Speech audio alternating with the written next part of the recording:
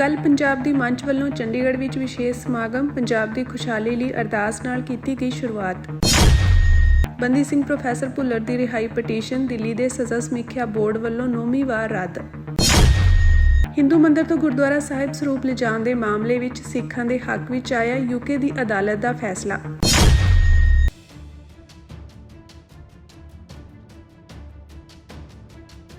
ਪੰਜਾਬ ਦੀ ਖੁਸ਼ਹਾਲੀ, ਭਾਈਚਾਰਕ ਸਾਂਝ ਅਤੇ ਚੜ੍ਹਦੀ ਕਲਾ ਲਈ ਗੁਰੂ ਸਾਹਿਬ ਜੀ ਦੇ ਓਟ ਆਸਰੇ ਨਾਲ ਅੱਜ ਗੱਲ ਪੰਜਾਬ ਦੀ ਮੰਚ ਵੱਲੋਂ ਇੱਕ ਵਿਸ਼ੇਸ਼ ਸਮਾਗਮ ਗੁਰਦੁਆਰਾ ਗੁਰਸਾਗਰ ਸਾਹਿਬ ਚੰਡੀਗੜ੍ਹ ਵਿਖੇ ਕਰਵਾਇਆ ਗਿਆ। ਸਮਾਗਮ ਦੀ ਸ਼ੁਰੂਆਤ ਸੁਖਮਨੀ ਸਾਹਿਬ ਜੀ ਦੇ ਪਾਠ ਨਾਲ ਹੋਈ, ਜਿਸ ਵਿੱਚ ਪੂਰੇ ਪੰਜਾਬ ਦੀ ਤਰੱਕੀ ਅਤੇ ਸਰਬੱਤ ਦੇ ਭਲੇ ਲਈ ਅਰਦਾਸ ਕੀਤੀ ਗਈ।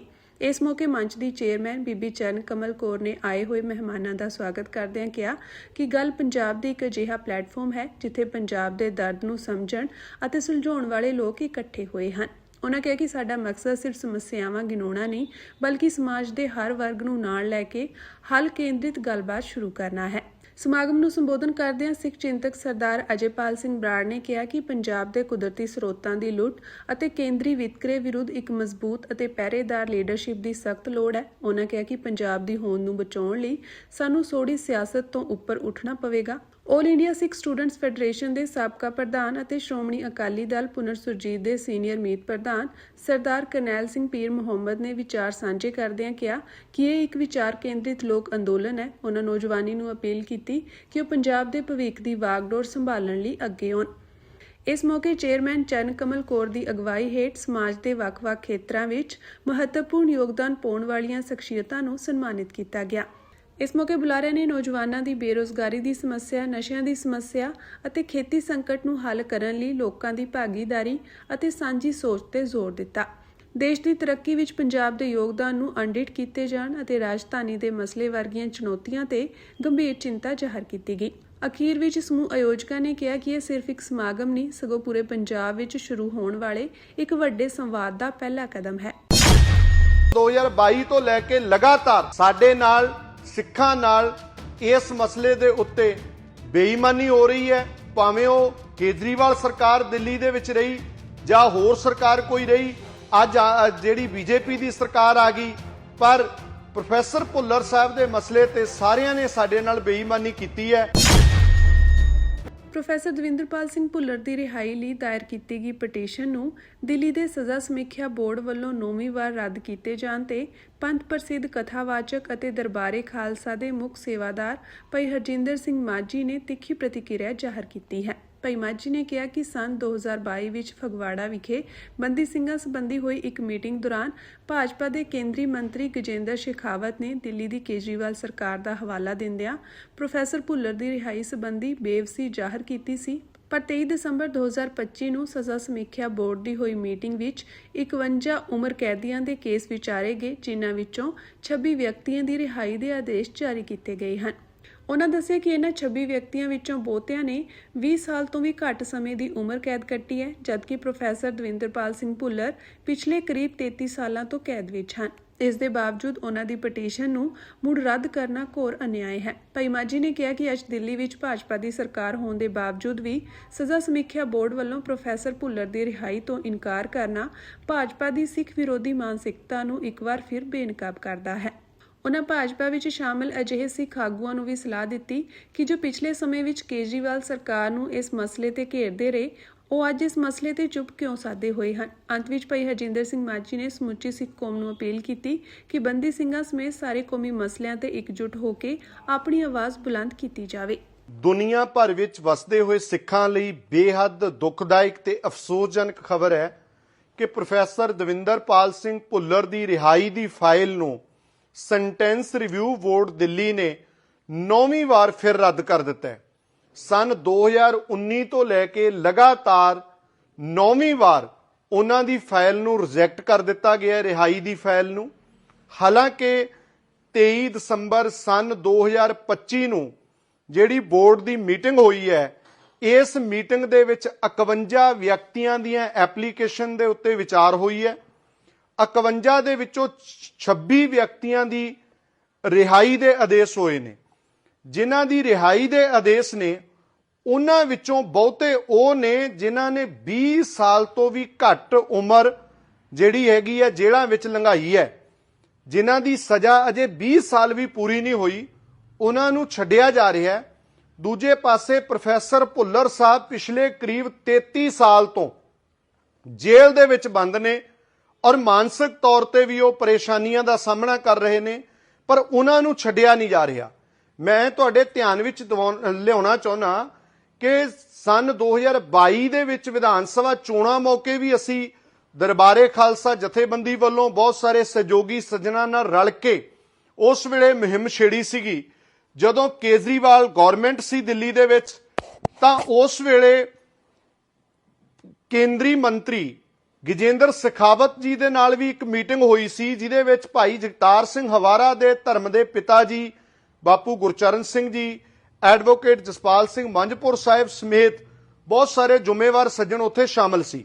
ਜਦੋਂ ਪ੍ਰੋਫੈਸਰ ਭੁੱਲਰ ਸਾਹਿਬ ਦੀ ਰਿਹਾਈ ਦੀ ਗੱਲ ਚੱਲੀ ਤਾਂ ਗਜੇਂਦਰ ਸ਼ੇਖਾਵਤ ਨੇ ਉਸ ਵੇਲੇ ਇਹ ਗੱਲ ਕਹੀ ਸੀ ਕਿ ਉੱਥੇ ਤਾਂ ਕੇਜਰੀਵਾਲ ਦੀ ਸਰਕਾਰ ਹੈਗੀ ਹੈ। ਹਾਲਾਂਕਿ ਉਸ ਵੇਲੇ ਵੀ ਅਸੀਂ ਉਹਨਾਂ ਨੂੰ ਕਿਹਾ ਸੀ ਕਿ ਭਾਈ ਗੁਰਦੀਪ ਸਿੰਘ ਖੈੜਾ ਦਾ ਕੇਸ ਤਾਂ ਕਰਨਾਟਕਾ ਦੇ ਵਿੱਚ ਹੈ, ਉੱਥੇ ਤਾਂ ਤੁਹਾਡੀ ਸਰਕਾਰ ਹੈ, ਤੁਸੀਂ ਗੱਲ ਕਰੋ, ਹੱਲ ਕਰੋ। ਤਾਂ ਉਹਨਾਂ ਨੇ ਸਾਡੇ ਬੈਠਿਆਂ ਅਮਿਤ ਸ਼ਾਹ ਹੋਮ ਮਿਨਿਸਟਰ ਨੂੰ ਫੋਨ ਲਾ ਕੇ ਸਾਨੂੰ ਇਹ ਭਰੋਸਾ ਦਿਵਾਇਆ ਸੀ ਕਿ ਛੇਤੀ ਹੀ ਚੰਗੇ ਰਿਜ਼ਲਟ ਆਉਣਗੇ। ਪਰ ਤੁਸੀਂ ਵੇਖੋ 2022 ਤੋਂ ਲੈ ਕੇ ਲਗਾਤਾਰ ਸਾਡੇ ਨਾਲ, ਸਿੱਖਾਂ ਨਾਲ ਇਸ ਮਸਲੇ ਦੇ ਉੱਤੇ ਬੇਈਮਾਨੀ ਹੋ ਰਹੀ ਹੈ। ਭਾਵੇਂ ਉਹ ਕੇਜਰੀਵਾਲ ਸਰਕਾਰ ਦਿੱਲੀ ਦੇ ਵਿੱਚ ਰਹੀ ਜਾਂ ਹੋਰ ਸਰਕਾਰ ਕੋਈ ਰਹੀ, ਅੱਜ ਜਿਹੜੀ ਬੀਜੇਪੀ ਦੀ ਸਰਕਾਰ ਆ ਗਈ, ਪਰ ਪ੍ਰੋਫੈਸਰ ਭੁੱਲਰ ਸਾਹਿਬ ਦੇ ਮਸਲੇ ਤੇ ਸਾਰਿਆਂ ਨੇ ਸਾਡੇ ਨਾਲ ਬੇਈਮਾਨੀ ਕੀਤੀ ਹੈ। ਔਰ ਹੁਣ ਜਿਹੜੇ ਬੀਜੇਪੀ ਦੇ ਵਿੱਚ ਸਿੱਖ ਨੇ, ਸਿੱਖ ਲੀਡਰ ਨੇ, ਜਿਹੜੇ ਜਦੋਂ ਸੈਂਟੈਂਸ ਰਿਵਿਊ ਬੋਰਡ ਰੱਦ ਕਰਦਾ ਸੀਗਾ ਸਜ਼ਾ ਨੂੰ, ਤਾਂ ਕੇਜਰੀਵਾਲ ਤੇ ਸਵਾਲ ਖੜੇ ਕਰਦੇ ਸੀ। ਮੈਂ ਵੇਖ ਰਿਹਾ ਕਿ ਉਹ ਹੁਣ ਸਾਰੇ ਬੀਜੇਪੀ ਦੇ ਲੀਡਰ ਚੁੱਪ ਨੇ। ਉਹਨਾਂ ਨੂੰ ਜ਼ਰੂਰ ਇਹਦੇ ਤੇ ਕੌਮ ਸਾਹਮਣੇ ਆਪਣਾ ਪੱਖ ਰੱਖਣਾ ਚਾਹੀਦਾ ਔਰ ਸਾਰੀ ਕੌਮ ਨੂੰ ਇਕਮੁੱਠਤਾ ਨਾਲ ਡਟ ਕੇ ਆਵਾਜ਼ ਬੁਲੰਦ ਕਰਨੀ ਚਾਹੀਦੀ ਹੈ। ਜਿਹੜਾ ਇਹ ਧੱਕਾ ਹੋ ਰਿਹਾ ਪ੍ਰੋਫੈਸਰ ਭੁੱਲਰ ਸਾਹਿਬ ਦੇ ਨਾਲ, ਜਿਹੜੇ ਮਾਨਸਿਕ ਤੌਰ ਤੇ ਪਰੇਸ਼ਾਨੀਆਂ 'ਚ ਨੇ, 33 ਸਾਲ ਤੋਂ ਜੇਲ੍ਹ ਦੇ ਵਿੱਚ ਹੈਗੇ ਨੇ, ਉਹਨਾਂ ਦੀ ਫਾਈਲ ਰਿਜੈਕਟ ਕਰਕੇ ਸੈਂਟੈਂਸ ਰਿਵਿਊ ਬੋਰਡ ਨੇ, ਬੀਜੇਪੀ ਗਵਰਨਮੈਂਟ ਨੇ ਇੱਕ ਵਾਰੀ ਦੱਸ ਦਿੱਤਾ ਕਿ ਅਸੀਂ ਸਿੱਖਾਂ ਦੇ ਪ੍ਰਤੀ ਆਪਣਾ ਕੀ ਨਜ਼ਰੀਆ ਰੱਖਦੇ ਹਾਂ। ਸਾਰੀ ਕੌਮ ਨੂੰ ਬਹੁਤ ਜ਼ਿਆਦਾ ਸੁਚੇਤ ਹੋਣ ਦੀ ਲੋੜ ਹੈ।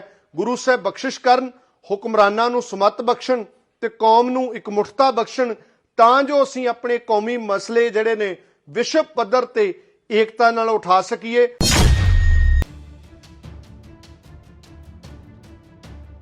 ਯੂਕੇ ਦੀ ਕਰਾਊਨ ਕੋਰਟ ਨੇ ਸ੍ਰੀ ਗੁਰੂ ਗ੍ਰੰਥ ਸਾਹਿਬ ਜੀ ਦੇ ਪਾਵਨ ਸਰੂਪ ਨੂੰ ਇੱਕ ਮੰਦਿਰ ਤੋਂ ਗੁਰਦੁਆਰਾ ਸਾਹਿਬ ਵਿਖੇ ਸਤਿਕਾਰ ਸਹਿਤ ਲਿਜਾਣ ਦੇ ਮਾਮਲੇ ਵਿੱਚ 3 ਵਿਅਕਤੀਆਂ ਨੂੰ ਬਰੀ ਕਰ ਦਿੱਤਾ ਹੈ। ਸਤਿਕਾਰ ਕਮੇਟੀ ਯੂਕੇ ਮੁਤਾਬਕ ਇਹ ਫੈਸਲਾ ਸਿੱਖਾਂ ਵੱਲੋਂ ਗੁਰਮਤਿ ਰਹਿਤ ਮਰਿਆਦਾ ਅਤੇ ਗੁਰੂ ਸਾਹਿਬ ਦੇ ਅਦਬ ਸਤਿਕਾਰ ਨੂੰ ਕਾਇਮ ਰੱਖਣ ਦੀ ਜਿੱਤ ਹੈ। ਮਾਮਲੇ ਦਾ ਪਿਛੋਕੜ ਇਹ ਹੈ ਕਿ ਇਹ ਮਾਮਲਾ ਇੱਕ ਹਿੰਦੂ ਮੰਦਿਰ ਦੀ ਸ਼ਿਕਾਇਤ ਤੋਂ ਬਾਅਦ ਸ਼ੁਰੂ ਹੋਇਆ ਸੀ।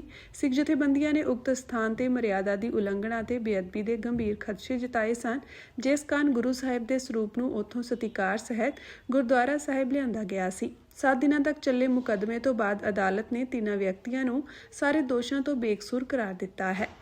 ਸਤਿਕਾਰ ਕਮੇਟੀ ਯੂਕੇ ਵੱਲੋਂ ਭਾਈ ਮਨਵੀਰ ਸਿੰਘ ਨੇ ਅਦਾਲਤੀ ਫੈਸਲੇ ਦਾ ਸਵਾਗਤ ਕਰਦਿਆਂ ਕਿਹਾ ਕਿ ਇਹ ਫੈਸਲਾ ਸਿੱਖਾਂ ਲਈ ਇੱਕ ਇਤਿਹਾਸਕ ਪਲ ਹੈ। ਇਹ ਸਿਰਫ ਇੱਕ ਕਾਨੂੰਨੀ ਜਿੱਤ ਨਹੀਂ, ਸਗੋਂ ਹਰ ਹਾਲਾਤ ਵਿੱਚ ਸ੍ਰੀ ਗੁਰੂ ਗ੍ਰੰਥ ਸਾਹਿਬ ਜੀ ਦੇ ਸਤਿਕਾਰ ਨੂੰ ਬਰਕਰਾਰ ਰੱਖਣ ਲਈ ਖਾਲਸਾ ਪੰਥ ਦੀ ਵਚਨਬੱਧਤਾ ਦਾ ਸਬੂਤ ਹੈ।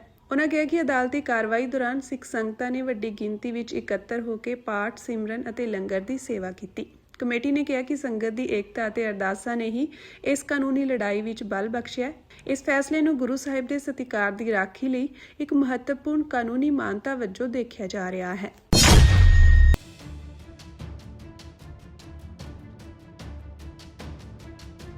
ਸ਼੍ਰੋਮਣੀ ਗੁਰਦੁਆਰਾ ਪ੍ਰਬੰਧਕ ਕਮੇਟੀ ਦੇ ਪ੍ਰਧਾਨ ਐਡਵੋਕੇਟ ਹਰਜਿੰਦਰ ਸਿੰਘ ਧਾਮੀ ਨੇ ਦਿੱਲੀ ਸਰਕਾਰ ਵੱਲੋਂ ਪ੍ਰੋਫੈਸਰ ਦਵਿੰਦਰਪਾਲ ਸਿੰਘ ਭੁੱਲਰ ਦੀ ਰਿਹਾਈ ਪਟੀਸ਼ਨ ਨੂੰ ਮੁੜ ਰੱਦ ਕਰਨ ਦੇ ਫੈਸਲੇ ਦੀ ਕਰੜੀ ਨਿੰਦਾ ਕਰਦਿਆਂ ਇਸ ਨੂੰ ਸਿੱਖਾਂ ਨਾਲ ਬੇਇਨਸਾਫੀ ਕਰਾਰ ਦਿੱਤਾ ਹੈ। ਐਡਵੋਕੇਟ ਧਾਮੀ ਨੇ ਕਿਹਾ ਕਿ ਪਹਿਲਾਂ ਆਮ ਆਦਮੀ ਪਾਰਟੀ ਦੀ ਸਰਕਾਰ ਸਮੇਂ ਕਈ ਵਾਰ ਪ੍ਰੋਫੈਸਰ ਦਵਿੰਦਰਪਾਲ ਸਿੰਘ ਭੁੱਲਰ ਦੀ ਰਿਹਾਈ ਪਟੀਸ਼ਨ ਸਜ਼ਾ ਸਮੀਖਿਆ ਬੋਰਡ ਵੱਲੋਂ ਰੱਦ ਕੀਤੀ ਗਈ ਸੀ ਅਤੇ ਹੁਣ ਭਾਜਪਾ ਦੀ ਸਰਕਾਰ ਵੀ ਉਸੇ ਰਸਤੇ ਤੇ ਚੱਲਦਿਆਂ ਸਿੱਖ ਭਾਵਨਾਵਾਂ ਦੇ ਵਿਰੁੱਧ ਫੈਸਲੇ ਕਰ ਰਹੀ ਹੈ। ਉਹਨਾਂ ਕਿਹਾ ਕਿ ਸਜ਼ਾ ਸਮੀਖਿਆ ਬੋਰਡ ਵੱਲੋਂ ਕਈ ਕੈਦੀਆਂ ਦੀ ਸਜ਼ਾ ਮੁਆਫ ਕਰਨ ਦੀ ਸਿਫਾਰਿਸ਼ ਕੀਤੀ ਗਈ ਹੈ, ਜਦਕਿ 33 ਸਾਲ ਤੋਂ ਸਜ਼ਾ ਭੁਗਤ ਰਹੇ ਪ੍ਰੋਫੈਸਰ ਦਵਿੰਦਰਪਾਲ ਸਿੰਘ ਭੁੱਲਰ ਦੇ ਮਾਮਲੇ ਨੂੰ ਰੱਦ ਕਰ ਦਿੱਤਾ ਗਿਆ ਹੈ। ਇਹ ਮਾਨਵੀ ਅਧਿਕਾਰਾਂ ਦਾ ਉਲੰਘਣ ਹੈ, ਜਿਸ ਨਾਲ ਸਿੱਖ ਜਗਤ ਅੰਦਰ ਨਿਰਾਸ਼ਾ ਪੈਦਾ ਹੋ ਰਹੀ ਹੈ। ਐਡਵੋਕੇਟ ਧਾਮੀ ਨੇ ਕਿਹਾ ਕਿ ਭਾਜਪਾ ਇੱਕ ਪਾਸੇ ਸਿੱਖ ਹਿਤੈਸ਼ੀ ਹੋਣ ਦਾ ਦਾਅਵਾ ਕਰਦੀ ਹੈ, ਪਰ ਸਿੱਖਾਂ ਨਾਲ ਸੰਬੰਧਿਤ ਮਾਮਲਿਆਂ ਵਿੱਚ ਸਰਕਾਰ ਦੀ ਪਹੁੰਚ ਉਸ ਦੇ ਦੋਹਰੇ ਚਿਹਰੇ ਨੂੰ ਬਿਆਨ ਕਰਦੀ ਹੈ। ਉਹਨਾਂ ਕਿਹਾ ਕਿ ਸਿੱਖਾਂ ਨੇ ਦੇਸ਼ ਲਈ ਹਮੇਸ਼ਾ ਵੱਡੀਆਂ ਕੁਰਬਾਨੀਆਂ ਕੀਤੀਆਂ ਹਨ, ਪਰ ਸਿੱਖਾਂ ਪ੍ਰਤੀ ਸਰਕਾਰਾਂ ਦੀ ਨਕਾਰਾਤਮਕ ਪਹੁੰਚ ਨੇ ਹਮੇਸ਼ਾ ਨਿਰਾਸ਼ਾ ਦਿੱਤੀ ਹੈ। ਸ਼੍ਰੋਮਣੀ ਕਮੇਟੀ ਪ੍ਰਧਾਨ ਨੇ ਸਰਕਾਰ ਨੂੰ ਅਪੀਲ ਕੀਤੀ ਕਿ ਆਪਣੀ ਸਜ਼ਾ ਤੋਂ ਵਧੇਰੇ ਸਮਾਂ ਜੇਲ੍ਹ ਵਿੱਚ ਬਿਤਾ ਚੁੱਕੇ ਪ੍ਰੋਫੈਸਰ ਦਵਿੰਦਰਪਾਲ ਸਿੰਘ ਭੁੱਲਰ ਦੇ ਫੈਸਲੇ ਵਿੱਚ ਇਨਸਾਫ ਕੀਤਾ ਜਾਵੇ ਅਤੇ ਉਹਨਾਂ ਦੀ ਤੁਰੰਤ ਰਿਹਾਈ ਕਰਨ ਦੇ ਆਦੇਸ਼ ਦਿੱਤੇ ਜਾਣ।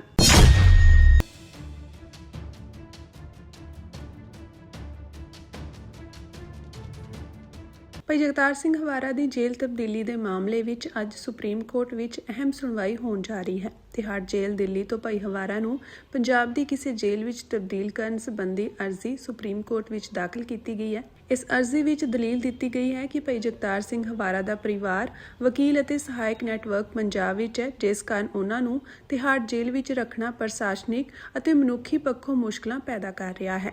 ਅੱਜ ਦੀ ਸੁਣਵਾਈ ਦੌਰਾਨ ਸੁਪਰੀਮ ਕੋਰਟ ਵੱਲੋਂ ਇਹ ਤੈਅ ਕੀਤਾ ਜਾ ਸਕਦਾ ਹੈ ਕਿ ਭਾਈ ਹਵਾਰਾ ਦੀ ਜੇਲ੍ਹ ਤਬਦੀਲੀ ਸੰਬੰਧੀ ਅਰਜ਼ੀ ਤੇ ਅਗਲਾ ਕਾਨੂੰਨੀ ਰੁਖ ਕੀ ਹੋਵੇਗਾ। ਇਹ ਫੈਸਲਾ ਸਿੱਖ ਭਾਈਚਾਰੇ ਅਤੇ ਮਨੁੱਖੀ ਅਧਿਕਾਰਾਂ ਨਾਲ ਜੁੜੇ ਮਾਮਲੇ ਵਜੋਂ ਗੰਭੀਰਤਾ ਨਾਲ ਵੇਖਿਆ ਜਾ ਰਿਹਾ ਹੈ। बिकॉज अभी पंजाब की ग्राउंड वाटर जो सिचुएशन है और जो वाटर डेप्लेशन है और जो पंजाब में वाटर कंटेमिनेशन है, 70% ऑफ दी पंजाब के रिवर का 70% पानी बाहर की स्टेट्स को जा रहा है। ਦਰਿਆਈ ਪਾਣੀਆਂ ਦੀ ਵੰਡ ਵਿੱਚ ਵੱਡੇ ਅਸੰਤੁਲਨ ਵੱਲ ਇਸ਼ਾਰਾ ਕਰਦੇ ਹੋਏ ਡਾਕਟਰ ਸਾਨੀ ਨੇ ਕਿਹਾ ਕਿ ਪੰਜਾਬ ਦੇ ਕੁੱਲ 25 MAF ਦਰਿਆਈ ਪਾਣੀ ਵਿੱਚੋਂ ਲਗਭਗ 70% ਜਾਂ ਲਗਭਗ 19 MAF ਦੂਜੇ ਰਾਜਾਂ ਨੂੰ ਦਿੱਤਾ ਜਾ ਰਿਹਾ ਹੈ, ਜਦੋਂ ਕਿ ਨਹਿਰ ਅਤੇ ਟਿਊਬਵੈਲ ਸਿੰਚਾਈ ਤੇ ਬਹੁਤ ਜ਼ਿਆਦਾ ਨਿਰਭਰਤਾ ਕਾਰਨ ਪੰਜਾਬ ਦੇ ਭੂਮੀਗਤ ਪਾਣੀ ਦਾ ਪੱਧਰ ਚਿੰਤਾਜਨਕ ਤੌਰ ਤੇ ਘਟ ਰਿਹਾ ਹੈ। ਡਾਕਟਰ ਸਾਨੀ ਨੇ ਰਾਜਸਥਾਨ ਵੱਲੋਂ ਪੰਜਾਬ ਨੂੰ ਦਰਿਆਈ ਪਾਣੀ ਦੀ ਵਰਤੋਂ ਲਈ ਬਕਾਇਆ 1 ਲੱਖ ਕਰੋੜ ਰੁਪਏ ਤੋਂ ਵੱਧ ਦੇ ਲੰਮੇ ਸਮੇਂ ਤੋਂ ਬਕਾਇਆ ਰਕਮ ਦੀ ਤੁਰੰਤ ਅਦਾਇਗੀ ਕਰਨ ਦੀ ਮੰਗ ਕੀਤੀ। ਪੰਜਾਬ ਦੇ ਕਾਨੂੰਨੀ ਅਤੇ ਇਤਿਹਾਸਕ ਅਧਿਕਾਰਾਂ ਨੂੰ ਉਜਾਗਰ ਕਰਦੇ ਹੋਏ ਉਹਨਾਂ ਕਿਹਾ ਕਿ ਰਾਵੀ, ਸਤਲੁਜ ਅਤੇ ਬਿਆਸ ਦਰਿਆਵਾਂ ਦੇ ਇੱਕ ਰਿਪੇਰੀਅਨ ਰਾਜ ਵਜੋਂ ਪੰਜਾਬ 1927 ਦੇ ਗੰਗ ਨਹਿਰ ਸਮਝੌਤੇ ਤਹਿਤ ਰਾਇਲਟੀ ਦਾ ਹੱਕਦਾਰ ਹੈ। 1956 ਤੋਂ ਬਾਅਦ ਇਹ ਭੁਗਤਾਨ ਬੰਦ ਕਰ ਦਿੱਤੇ ਗਏ ਸਨ, ਜੋ ਕਿ ਪੂਰੀ ਤਰ੍ਹਾਂ ਬੇਇਨਸਾਫੀ ਅਤੇ ਅਨੁਚਿਤ ਹੈ। ਡਾਕਟਰ ਸਾਨੀ ਨੇ ਇਹ ਵੀ ਦੱਸਿਆ ਕਿ ਰਾਜਸਥਾਨ ਨਾਲ 1981 ਦੇ ਪਾਣੀ ਦੀ ਵੰਡ ਸਮਝੌਤੇ ਨੂੰ ਪੰਜਾਬ ਵਿਧਾਨ ਸਭਾ ਨੇ ਕਦੇ ਵੀ ਪ੍ਰਵਾਨਗੀ ਨਹੀਂ ਦਿੱਤੀ ਅਤੇ ਇਸ ਤੇ ਮੁੜ ਵਿਚਾਰ ਕਰਨ ਦੀ ਲੋੜ ਹੈ। ਜੇਕਰ ਇਹਨਾਂ ਅਸਮਾਨਤਾਵਾਂ ਨੂੰ ਜਲਦੀ ਹੱਲ ਨਹੀਂ ਕੀਤਾ ਗਿਆ ਤਾਂ ਪੰਜਾਬ ਨੂੰ ਹੌਲੀ-ਹੌਲੀ ਮਾਰੂਥਲ ਬਣਨ ਦੇ ਗੰਭੀਰ जोखिम ਦਾ ਸਾਹਮਣਾ करना पै सकता है।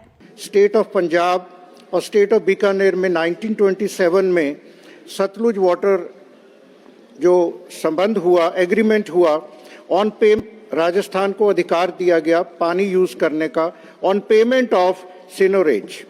It was a contractual obligation for sharing of inter-territorial water. Then Rajasthan became the successor state of Bikaner and payment was coming. But after the reorganization in 1956 of the states, these payments were unilaterally discontinued to Punjab. Over 1 lakh crore से भी ज़्यादा overdues इसके हो गए हैं। Interstate waters fall within domain of union and succession to the pre-constitution agreements, as well as consequences of state reorganization as responsibility of Government of India is paramount. Sir, basic international principle है कि river water जो है वो riparian law of water rights के अंतर्गत आता है। riparian states of Ravi, Beas और सतलुज पंजाब और हिमाचल ही हैं, और any non-riparian state can be given water only for consideration of revenue to the riparian state. उसके बाद 31 दिसंबर 1981 में पंजाब, हरियाणा, राजस्थान को एलोकेशन कर दी गई यूनिलेटरली। पंजाब ने कभी भी ये एग्रीमेंट पंजाब असेंबली में रेटिफाई नहीं हुआ। It was imposed on Punjab. It should be reviewed that because अभी पंजाब की ग्राउंड वाटर जो सिचुएशन है और जो वाटर डेप्लेशन है और जो पंजाब में वाटर कंटेमिनेशन है, 70% ऑफ दी पंजाब के रिवर का 70% पानी बाहर की स्टेट्स को जा रहा है। 19 MAF वाटर, टोटल 25 MAF है। लेकिन जब पंजाब में फार्मर एक्स्ट्रा एक्सट्रैक्शन कर रहे हैं वाटर की, 14 लाख ट्यूबवेल, उस दिन ही मंत्री जी ने कहा ग्राउंड वाटर लेवल बहुत डाउन है, और जो है भी वो भी आर्सेनिक और कंटेमिनेटेड है। तो many blocks have been identified in red zone and water having all the impurities। तो 11.25 MAF पानी राजस्थान को जाता है, वो कोई बात नहीं, लेकिन उसका मुआवजा जरूर मिलना चाहिए, क्योंकि no payment is received after the जो 1956 का रीऑर्गेनाइजेशन हुआ, उसके बाद उसका रिव्यू होना चाहिए, और 1981 की जो एलोकेशन है